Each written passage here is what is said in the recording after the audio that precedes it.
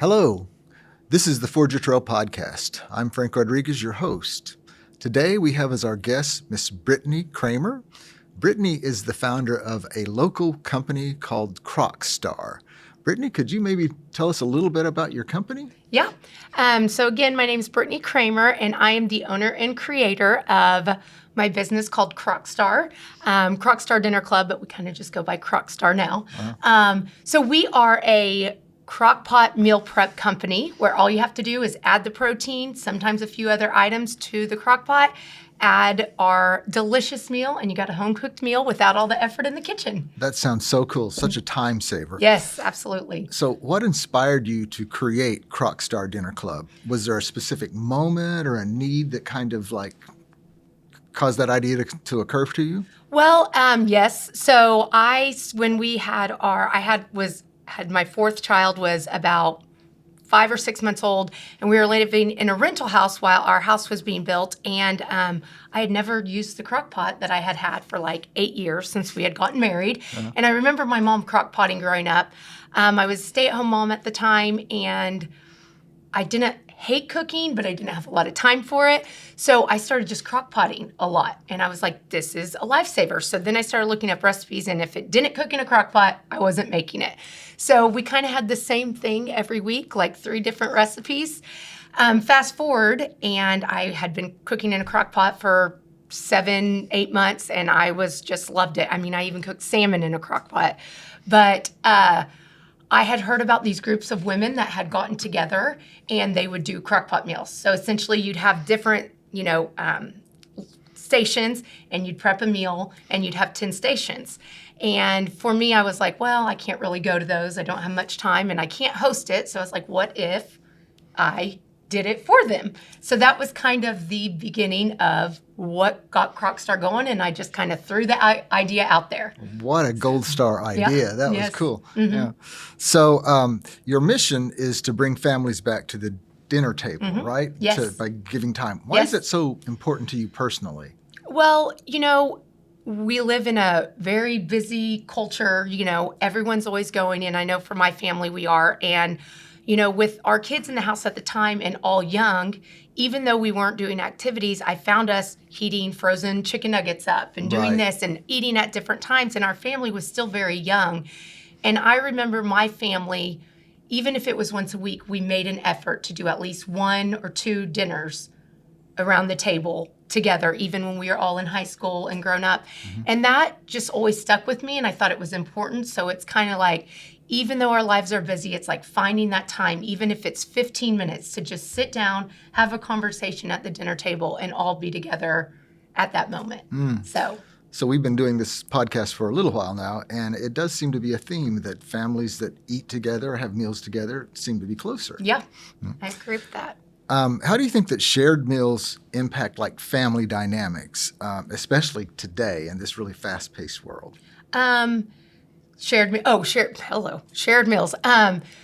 Well, exactly kind of just what I was going off of. I think it can force you, or not force you, but bring you together to have conversation. And maybe you don't know what's going on in each other's life, but at least you have that little time, even if it is every night, but even 10, 15 minutes, it has that time that you can maybe find out what's going on in your daughter's life that you might not know about, or your son's, or your husband's, or their stresses. Something that we like to do at our shared meal is highs and lows, your high of the day or the week and our low of the week. So you can just get a little bit information and, know what is going on. Because again, in this busy life and world, we don't have that. So I think it is like such a huge benefit to just sit down and get to share a meal with your family.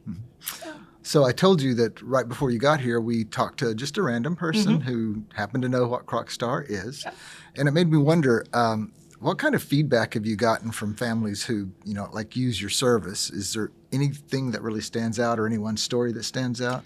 I mean, so what I love to hear, because growing up a very picky eater, very picky, is that our meals, they're picky kids like them. And so it's like, for me, the stories of not arguing about what's on the dinner table at dinner time is always one that sticks out to me because, like I said, coming from someone who was a picky eater, I always was dreading what I was eating. But not only that they're eating together, but also there's no frustration, or not as much. I'm sure there's many meals that there are, but I love hearing the stories about my picky eater loved this, or my picky husband, or my picky wife, because we really try to aim at families and think about all those things. And we have little tips and tricks we like to tell people about, like to make it different if they don't like this or that. So I love the stories of success of picky eaters that they enjoyed what they were eating. So I noticed that you have gluten-free, soy-free, dairy-free options, and this is important to me because my daughter is gluten-free, and it's very hard to have a diet that's gluten-free. Absolutely. So how important is that inclusivity in your business plan and in your meal planning? It's very important because my family does not have restrictions, so I honestly never really knew or understood any of those before I got into the business. And then hearing about those, and then so many people coming in telling me they have celiac, or they're gluten-free for whatever health reason, or they can't eat dairy or soy. It's very important because it's a huge portion of the world that has issues with different things. So now it's just informed me about how important it is, and that I can now reach more people by those restrictions. So a gluten-free meal to us is very, very important, or soy-free, dairy-free, and we are very diligent about how we prepare them and preparing them correctly so that no one gets sick and that it's done right. But I love that we can include those kind of things to help everyone out. And about 85% of our meals are gluten-free. So that's pretty exciting. That's amazing. Lots of options. Yeah. That's amazing. Yes. So do you have like a test kitchen or a chef, or how do you get your recipes? How does all that work? Yeah. So we have our headquarters location is in South Oklahoma City, and we have a massive kitchen in the back, which we moved from our first store to this store. We built this one out because we were growing and we knew we needed a big kitchen. So that is our prep area. Then we also have an area that we make our meals that we might try. So for many years, I was the chef. I created all the recipes. Now we have two of our employees that are the best cooks I've ever encountered. My mother-in-law, and then one of my close friends, Rachel. They both work for us as employees, but we go to them for lots of creations because they know what to put together and what to do. So the kitchen includes all of that stuff, but we will make a meal up. We'll all try it. And there's about 8 of us there every day during the day working. We all try it. If we need to fix it, the next day we'll go back, add a little more, take a little out, and try it. And then sometimes we send it home with our families and try that. So that's kind of our testing process. How long does it generally take to go from like idea for a meal to, okay, this is a product? Yep. So we can do it pretty quick, but now that we have very specific bags, sometimes it takes a little bit longer to get the bags in to actually be able to roll the product out. But we kind of tease everyone with the new meal coming soon, but sometimes it will take 3 to 4 months to actually get it rolled out. That's actually much quicker than I thought. Yeah, it's pretty quick, but essentially once the recipe's done, we could get it out as quick as possible. Sometimes it's just waiting on the bag to be able to make the meal to get it out there in front of everyone. I love the fact that you're using your mother-in-law. Oh, yes, she is. Oh, my gosh, she's the best cook. Love you, Cindy Cramer. There you go. So how do you decide what meals you're going to put into each month's plan? So we actually have over 70 meals that are our dry storage meals that are available year-round, all the time. You can get them in any of our stores. We ship, do all that. And then every month we have 10 different meals in our freezer section. So that's actually how Crockstar started out. They started as freezer meals. So they had to be in the fridge or the freezer. But we have a different menu every month for that. And really for that, it's suggestions from people that they might not have seen that meal in a while, or sales. We base it off of sales, how good that meal might have sold, how well that meal might have sold the previous time we did it. But we have so many different freezer meals. We just kind of try to switch them out every month. But really, it's just based on if we've gotten a suggestion for that meal, if we haven't done it in a while, as well as previous sales for that meal. So if it's not proprietary information, could you maybe tell us which is your most popular meal? Yeah, so our most popular meal in our dry packaging, which is our most popular meals in general, is going to be our yummy baked potato soup. It is absolutely delicious. It is one, I mean, I've never had anyone truly say they didn't love it. We've been compared to every restaurant, and even the top restaurants that have baked potato soup, they're like, I think this is even better than that one. So that is our top selling meal.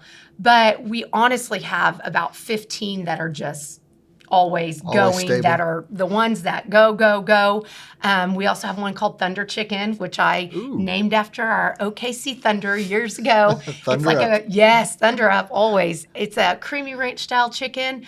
If we feed people, we do lots of donations and feed lots of places. A lot of times I always do Thunder Chicken because it seems to be one that 98% of the people love. So it's an easy one and it's delicious. So tell me a little bit more about that. You said that you feed people? Yes. Talk to me about that. So we are very big in the community. We try to give back in any and all ways that we can. But if a lot of times people will donate the meals to people, so they're feeding their school, or they have teacher week at the end of the year. Every year there's the teacher appreciation week. So people will just call us up and be like, ask if we have meals that they can purchase at a discount, or is what we usually do is we just are like, let us just provide the meals. This is how many you'll need to feed them. So we give back that way, and then we also will feed. This week I'm feeding Westmore High School, all their teachers for a little teacher luncheon thing. That's cool. Yeah. So we just love to give back in any way we can. So feeding people is our best way. And of course, I'm sure it's good advertisement as well, but it's a way to give back to the community. Absolutely. So if there are any teachers out there listening who might want a meal. Yes. Hey, yep. Give us during teacher appreciation, if you let the people know, we'll donate free meal cards to a lot of schools as well. So the teachers can come in and get a free meal with that card. That's awesome. So, yeah. I love that Absolutely. aspect. Thank you.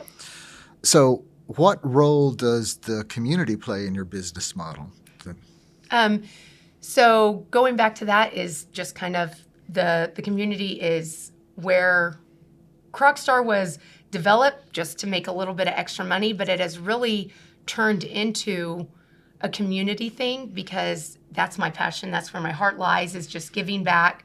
So the community plays a huge role, just like you guys meeting someone that knew who we were. I love hearing that kind of thing. And my hope is that a lot of people hear just by how we give back to the community and are able to help people out that way. But it's the biggest role in Crockstar is the community and helping us out. Oh, I love that. Yeah. I love that. Where does this passion to give back come from? I don't know. Maybe it's because my love language is gifts. I don't know. That's one of my top love languages. So I don't know. I just love giving back. It's just kind of where I feel like that was my calling, and I didn't really realize it until I got Crockstar and until it. I mean, even before it became successful, it's just kind of what was placed on my heart, and it's just kind of something that just grew in me. And with Crockstar, I'm able to give back. Not me. We are able to give back even more. So it's just our number one priority. I love that. We need more of that today. Yeah. How would you say that Crockstar has evolved since its early days with you starting out in the home? Oh my gosh. I will start by saying I did not create this business thinking it would be this. As a stay-at-home mom at the time and my husband working, I just wanted to make a little bit of extra money for my family to be able to give back to my family. But it has evolved. The very first month, I made 170 meals. 17 people ordered, and you had to get 10 meals. It was like a pack. And remember thinking, I'm done. This is my 1 month, and I have a very loving, supporting husband. It took me 18 hours to do those, and I was just like, oh my gosh, this was a lot. And he's like, we'll figure out ways to do it. We'll get better. And that's what happened. It just kept getting better and better. And more people started hearing about it. So we started that first month with 170 meal. We make well over 60, 70, 80,000 meals a month now. Well, that's amazing. And it's grown. And again, back to the community, it's because of the community and people hearing about us and loving what we're doing and enjoying our meals. And that's what I love to hear. So 170 in your first month. Yes. That's actually amazing. yeah, it was for a very big startup. blessing. I did not even expect that. So Wow. yeah, it was crazy. So we've talked about your husband just sort of in passing. Mm-hmm. Tell us a little bit more about him. How did you guys meet? Where are you from? Tell us that backstory.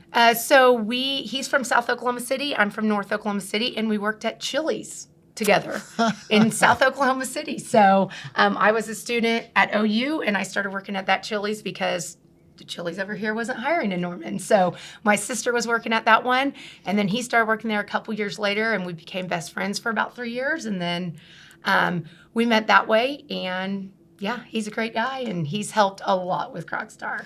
So I presume that he still has like a full-time career that he's working? Mm-hmm. Yeah. Yes, he does. He does that, but and is, a dad and full-time career. Yeah, So, yeah. yes. That's great. So what's going to happen next for Crockstar Dinner Club? So really just keep going. I mean, we started wholesale about 3 or 4 years ago. We are in over 350 stores all throughout the United States.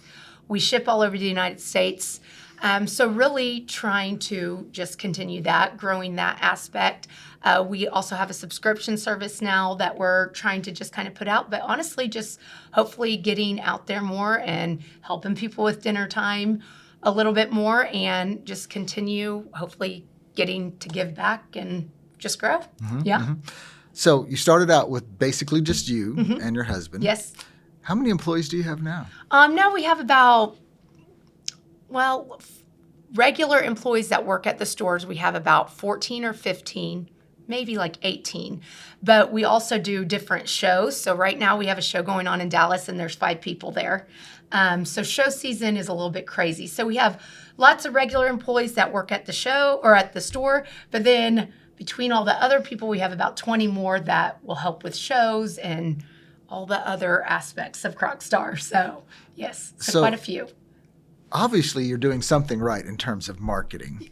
Who is the marketing genius behind this? Well, not genius, but I do most of that. Yeah. I'm not always the best at it because, marketing is not necessarily my strong suit, even though people tell me it is. But, we're very lucky to have social media nowadays because that's really obviously how I grew a big portion. Oh. So social media for sure, but we just really, it's just through posts and stuff like that has done it. So would you say that you're kind of like a viral business? I guess, yes. Yes, it's grown from that. So I guess so, yeah. Are you going to be doing anything like cooking shows or anything Oh, like I'd that? always do it. I don't have the time to think stuff up a lot of times. So it hasn't happened, but I'd love to. I love doing stuff like that. I just haven't. What does your typical day look like for you at Crockstar? So there are always women there. We have 3, 4, 5 women that are there from sometimes 6:30 in the morning to about 3 or 4 that are making meals all day. I'm kind of a little bit of everywhere. I go in after I drop my kids off, and I want to say a big shout out to my operations manager Tracy, who just helps run the business smoothly. If it weren't for her, I don't know that we'd still be here because she is the things that I'm not good at. She is that. And she helps make this business smooth and successful as well. But Tracy's doing all that stuff all day. We have about 5 or 6 girls prepping meals at all times. We also have a warehouse that's where our bags stay before they're prepped. And I have been deemed warehouse worker, so I'm also a warehouse worker half the time. I even have myself a little shirt that says Queen of the Warehouse. I'm a big podcast person, so I just put my earbud in, listen to podcasts, and go to work. So a typical day would be sometimes me going into the store, making sure everything's running smoothly, which it always is because our employees are the best. And then I might run over to the warehouse. I'm just kind of a little bit of everywhere, having to check on everything and get approval for stuff. During show season, I love throwing it back to where I get to make meals. So I, a lot of times, will get to make some meals and do that, which I love because that's where I started, so. Do you actually enjoy cooking? Do I enjoy cooking? Yes. Do I cook often? No. I crock pot. My husband is an excellent cook. He got it from his mother. So he is the main cook in our house, but we do crock pots often, and I am that person. So I like creating meals, but not necessarily cooking. So I'm curious about the meal prep. Tell me about that. What goes on when you're prepping meals? So just kind of the process of Correct. So if I don't think anyone goes in the back of our kitchen at Crockstar and is like, this is what I expected. We have huge bins of our recipes, of pre-recipes, everything, and then we make the recipe into huge bins. So it's like, let's say our chili, there might be 14 things that go, different seasonings that go into it. So we make it into a big old batch, and then we put it to the side, and we just fill each individual bag. So, I mean, by it is, hand? Yep, by hand. That's awesome. We've looked into getting someone that does it. It's just the way ours is, it's very tough, and with all the different things that go into it. So we've just found it still easier to just hire more people to help make those. So the process is just, you've got the bag, you go through and do as many as you need, and then they get sealed, and then they're put on the shelf. Sounds pretty simple. Yeah, it is. It's very simple. It's just a lot goes into it. But yeah, it's a simple process. I imagine you're starting with like big bags of spices. Oh, yeah. Huge bags. And then we have big old bins in the back that it's like, if there's like salt, like it goes into, we open the package and put the salt. So we have huge containers of everything organized. We're very organized there. Very organized and clean. That's our, number one thing. Now, tell me again how many stores you're in. So we have two storefronts that are actually ours that we own, one in Edmond, one in South Oklahoma City, which is our headquarters. Then we have marketplaces that we're at around OKC, which is where we kind of like have a booth there. I think we're in like 5 or 6 now. And then we have wholesale to where people that own their own stores will carry our product. So they'll just order it from us. Around Oklahoma, we're in tons of small towns, tons of areas. And then around the United States, we're in about 350 plus. That is it's amazing. Pretty awesome. Yes. How did you get into those out-of-state markets? Really, when it first began, I don't know, because we just kind of fell into wholesale. It just kind of started happening. I think someone heard about us and called us and, stuff like that. Then we started promoting it a little bit more, but we also go to Dallas Market. There's an open vendor thing every January and every June. We started that about 4 years ago. So a lot of people, they come from all over the United States, and they go to, market, and they hear about us that way. So that way, or they own a store and went into another store. We're also on a website called Fair now, which is wholesale for vendors. So really just kind of that way. And then just, I guess through our website, the fact that we shipped, people started calling us and thought, oh, this might be a good product to hold in our store. So it's been a huge blessing because it wasn't what we thought, but it's just been another avenue that we got to go down, and it's been successful. I love that you said it's been a blessing. What's been the biggest surprise to you about this? The success. I mean, it's not what we set out to do, but I'm sure glad it happened. But the surprise, really just that people like it and that it is a success. If I'm being honest, I never planned on owning my own business. It's not something I like ever thought about, and so it just kind of wasn't in my mind. But it has been such a blessing that I get to own my own business and that I am here. Maybe I didn't give myself enough credit thinking I could do it, but I can, and I have, and it's been a success. Obviously. So really just the success of Crockstar, a little idea that we had that we just wanted to do has turned into something great, and that's pretty exciting. So is your husband like getting anxious and waiting to the day that he can quit his job? And Yes and no. Yes, he loves his job, and it's a great job, but I would love to have him there all the time. It would be great to have him there all the time. And he does help out with a lot. He ordered all the shirts. He does little side things for us. He helped with the subscription and the bags, everything. So he does lots on the side in his time that he's not working. But, oh yeah, I mean, that would be awesome. there you For go. sure, yes. So tell me, what did you study when you were at OU? Well, so fun fact, I went to OU for a while. I decided to have a little too much fun, and I didn't finish. And that was something actually that I struggled with for years, that I didn't get a college degree. Like, it was something that I thought, I couldn't do anything because I didn't have a college degree, was my thought back then.